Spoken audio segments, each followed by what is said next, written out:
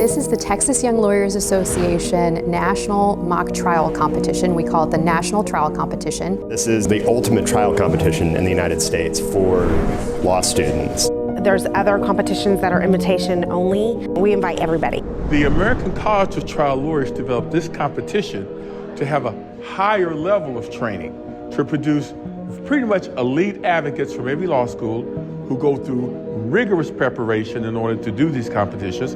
And of course, whether they win, lose, or draw when they graduate, as a result of the rigorous training, they're going to be very, very good trial lawyers in life. And folks, the evidence will show that's not 5 accidents here in Bexar County. That's 5 accidents anywhere. I would absolutely say it's very friendly. In fact, the way I think about it is it's only really like that aggressive competition in the first half and then in the second half and between recesses and outside of actual competition, it's very cordial. Everybody gets along really well. It's really seeing the students kind of come together and just try the case, and how each team does it maybe a little differently depending upon the jurisdiction where they practice at. A lot of these kids start this process back in high school. Increasingly, I'll go up to one of the winners and I'll say, you know, this doesn't look like your first rodeo. You look like you've been here before. And a typical response will be a smile or a laugh, and they'll say, yeah, I've been competing in mock trial since high school. This is my 1000th mock trial, but it shows. When we started preparing for the National Trial Competition in December, we had an ambitious, probably audacious goal of being the last 2 teams standing. Knowing that I'm helping someone's case or team really means a lot to me. You get to see the light in their eyes of, one, lots of work going into this. So a lot of emotion, a lot of nervous energy, but it's good. They channel it the right way and they're fantastic.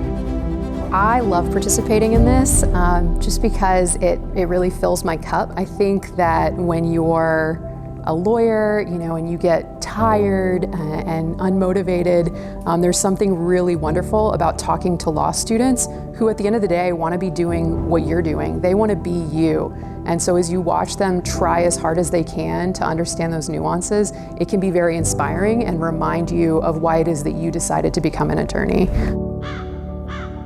We're about to announce who made it to quarterfinals, and I would say the energy is probably a mix of excitement and apprehension, as a lot of these competitors have worked very hard over the past several months to prepare for this, and it's kind of a make or break moment. To be at this stage, to be at Nationals, this is the culmination of a lot of hard work.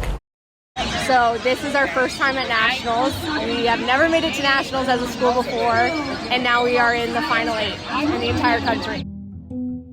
Okay, ladies and gentlemen, thank you so much for being here. Here are the pairings for the quarterfinal rounds. In the 57th District Court, that is going to be Team 123 versus 125. In the 31st District Court, that will be Team 124 versus Team 107. In the 45th District Court, that will be Team 104 versus 103. In the 73rd District Court, that will be Team 112 versus Team 110.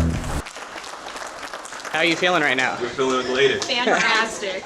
Can you tell me a little bit about what you're going to do on this next round? Well, I'll leave it to our competitor, right? We're going to do what we've been doing this whole time, and we're going to give it all we got, and we're going to have a good trial. Well, we didn't know. Our coach kind of came over to us, like, looking a little sad, and she just leaned in and she's like, let's go. We're going to bring our spice. We're going to bring the heat.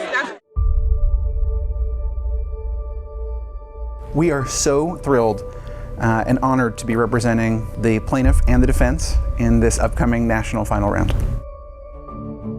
It is really the only time in the law school experience where students who want to eventually become trial lawyers to actually practice that craft.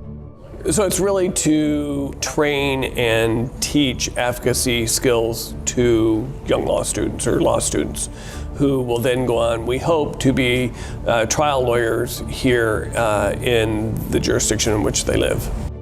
things they learn in these competitions help them not only in the courtroom, they help them in the boardroom, and they help them in the living room.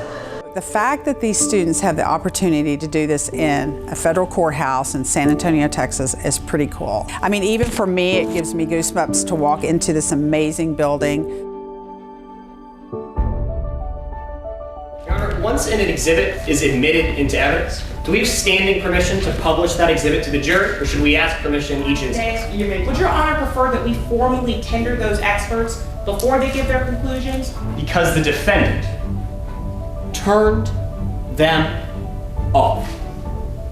She rode her bike into oncoming traffic. Instead of fully slamming on the brakes, what did the car do in those 2 seconds? Let's talk about whether the opinion you just gave this jury matches the opinion you had before the plaintiff hired you. My favorite part was probably getting to see 2 wonderful speeches. It all feels like a blur.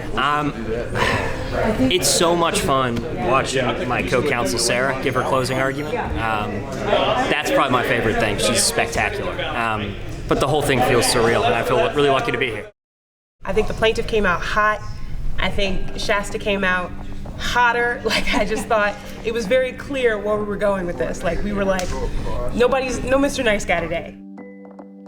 The recipient of the $5,000 cash award and our runner-up is Team 124 UCLA School of Law, Team 1.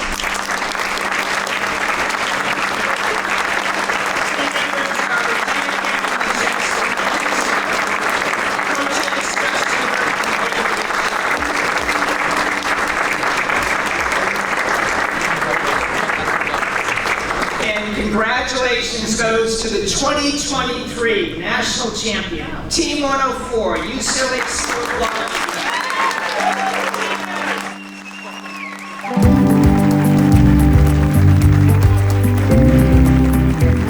Oh, let me tell you, there's nothing better when I see a student move to trial lawyer. They come in with a student's attitude about how things should be, and they leave thinking like a trial lawyer. It's the breeding ground for the next group of great lawyers in this country. The skills that they carry here will carry them throughout their career, and it really also begins with good habits. This year's Best Oral Advocate Award goes to Isaiah Chavez.